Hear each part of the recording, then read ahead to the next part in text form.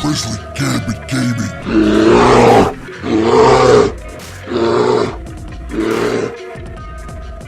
Hey, what's going on? It's Clive Craven, back again with my co-host and co-founder, Thundermonk. and we are here with a brand new video. This time we wanted to get into the basics of the game, teach you guys how to play the game. Everybody's curious, how does it play, how does it function, how do you get into it? We're going to break all that down for you with a real simple video, short and sweet, just showing the basics. So stick around, we got a lot to show you.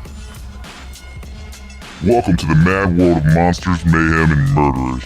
The only true horror-based trading card game in the world.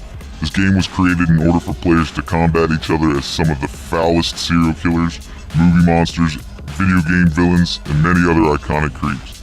You play the game as your chosen infamous villain with the objective to kill anyone who stands in your way. Monsters, Mayhem, and Murderers is a great game to play with a friend or even in groups of 3 or more. Sit down with a group of buddies and prepare to get visceral. Let the mayhem begin. You start the game by setting your life total to 50 life. Typically done with dice, but you can use pen and paper as well, or counters if you have them. Each player separates their decks into 2 piles. One is the vault, which contains all villains, alterations, weapons, armor, level ups, and instant cards. The other pile is referred to as the blood pool, which contains all your blood cards and a blood gush card if you choose to add one. Initially, each player draws 6 cards from their vault. After this is done, each player participates in first blood to decide turn order. Once the turn order is decided, the first player will draw a card from his or her vault and draw a card from his or her blood pool. After this phase, the player may play a blood card and any other cards they can afford to play from his or her hand. This part of the turn is called the main phase. This is essentially where the bulk of your turn comes into play via playing various cards you have drawn. After you're done playing your cards for the turn, you may then choose to attack another player using your villains. This is called your attack phase. The player you attack has the option to eat the damage directly, meaning they won't block, or they can use their villains they control to block your attacks accordingly. After the attack phase ends and damage has been assigned to blockers and resolved, a second main phase comes into play where players may again play cards from their hands or play the abilities of cards they control in the field. Finally, the players reach the end of their turn where they declare they have indeed ended their turn.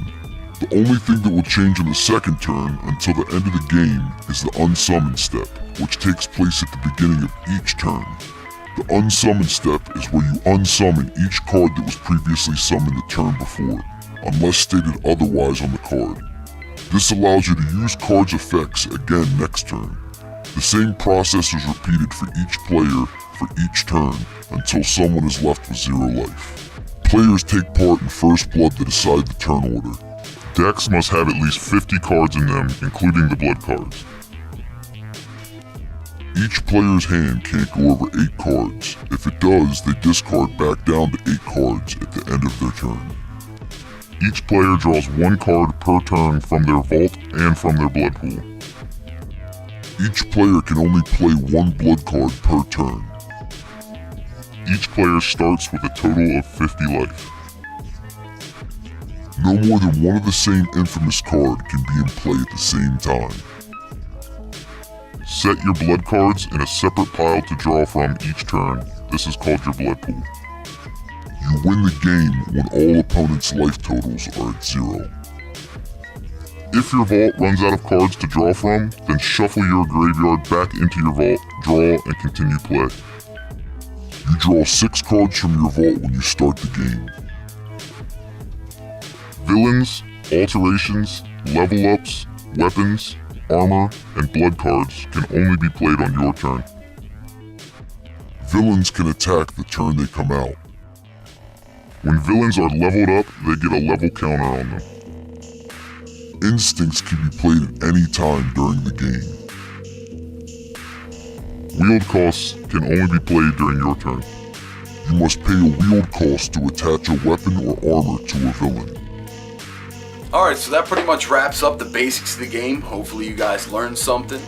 And if you didn't learn anything or you didn't learn everything you needed to know, come to our forums, come to the site, check it out. We have all the learn to play details on there. It's completely hooked up. This guy masterminded it. We have it laid out to where you can just go through, you can click to any section, the introductions, the basics, the terminology, the abilities, any part of the game individually, you can just go click through and read up on. So make sure you check the learn to play section if you need more information on how to play. Hopefully you guys learned something from this little tutorial video, and we hope to see you back again soon. Make sure you subscribe to the channel, leave a comment down below in the box, and we will see you guys soon.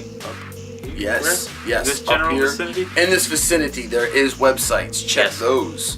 Make sure you hit us up on Facebook, on Twitter, and on Instagram. Yeah.